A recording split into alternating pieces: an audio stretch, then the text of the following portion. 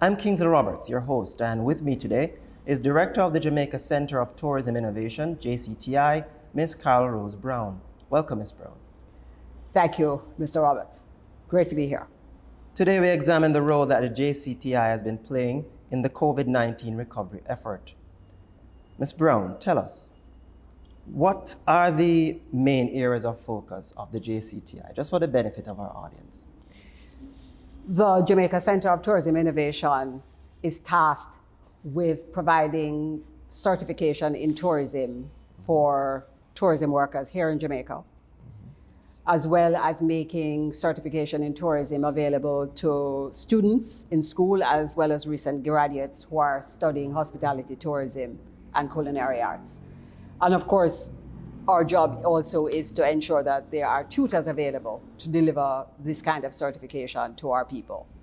To that end, we work closely with partners, local and international, to provide this certification. So for example, we work with the American Hotel and Lodging Educational Institute. We work with the American Culinary Federation. We work with the National Restaurant Association. Locally, we work with Heart NSTA Trust, the University of the West Indies, and a number of other partners, including the JCTI, to advance the case for certification and provide same for these workers. All right, so how does that work? What role would the JCTI play in that process in terms of building human capital development? Just break it down for us. What we do is that the hoteliers or workers in the sector indicate to us that they want to get certified. Let's say they want to become a chef. We will then invite them to and help them to complete the application to the American Culinary Federation. We'll submit these applications. In most cases, we'll pay for these certifications. We will arrange for tutors to be certified to help them do the examinations that they need to do to get certified. And of course, we will facilitate the examinations. For chefs, for example, there are two kinds of examinations. There are practical examinations and theoretical examinations. And we'll facilitate those examinations and, again, convey the whether you pass or fail to the candidates. So they would go to a property, and if it's a practical component, how does that part work? In order to do culinary certification, we have to identify and certify test kitchens. In Jamaica, we have 4 test kitchens, one at the Montego Bay Convention Center, which was the first in the Caribbean. We have one at the Montego Bay Community College. We have one at Cardiff, which is the Hart College of Hospitality Services. And in Kingston, we have one at the University of Technology. So across the country, we have these test sites, so we're able to accommodate candidates from across the country. Okay, interesting. So speak to us now about the pandemic. How did JCTI respond to the pandemic when it initially hit? Well, I must tell you, I remember the very weekend when I finally literally had to go to find my dictionary and look up the word pandemic. And at that moment I said, oh my God, we have to change the way we do business. We are going to go into lockdown. And that is when we built out a mechanism to move all of our certification online. The one thing we were not able to move online is bartender certification, because bartender certification requires tasting and that kind of interaction. So since bars and those kinds of things were closed down, we thought, okay, fine, that's okay. But that said, we had 11 courses online. We developed a learning management system. We put our tutors online. We put these 11 courses online. We worked with our partners, again, Hart, the University of the West Indies, HLEI, to put these courses online, and we are very fortunate. We had over 5,000 people who participated in courses and got certification. So we had a fairly decent year in terms of our numbers, the number of people certified and the number of people who now know that certification is important. So, all right, so you said 5,000 persons. So outside of a COVID situation where persons clearly would have a lot of time to go online, What would your normal numbers probably look like? Normally, we end up certifying about 2,500 people a year. Wow. So then you basically would have doubled that in a much shorter period. Yes, because again, one of the things that we also did is that we increased the number of certifications we offered. Prior to the coronavirus pandemic, we were focused on that level of certification that was for supervisors and higher. Because one of our tasks for the last year during the pandemic was to hold our tourism community together, to encourage the people who worked in our sector together.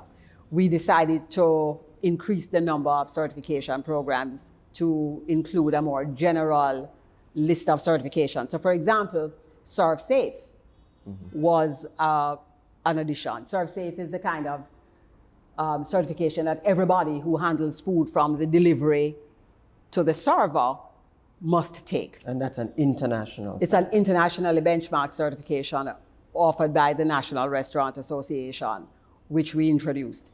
Another of the programs we did, which is not within the realm of supervisors, was Certified Restaurant Server. A lot of people in our sector were out of work who were servers, and we felt it was a good way of keeping them engaged and together. And of course, the other one that was important to us was Customer Service Gold, the customer service program, which is again ubiquitous for a couple of our local partners. Everybody in some hotels, every single person who's on staff must take this course. So again, we offered that course free of cost to persons last year. All right. So you say you moved most of your activities online. Walk us through that process now. How long did that take and how intense was that? It was very intense. We worked with the Jamaica Information Service to develop the online platform. It was very interesting because we put up 2,000 courses. We put up 2,000 places in these 11 courses. And we thought, oh, we'll have maybe 1,500, 1,800 people. Well, on the first afternoon, we had 3,000 people registered. And we panicked because we said, oh my God, we can't accommodate all of those persons.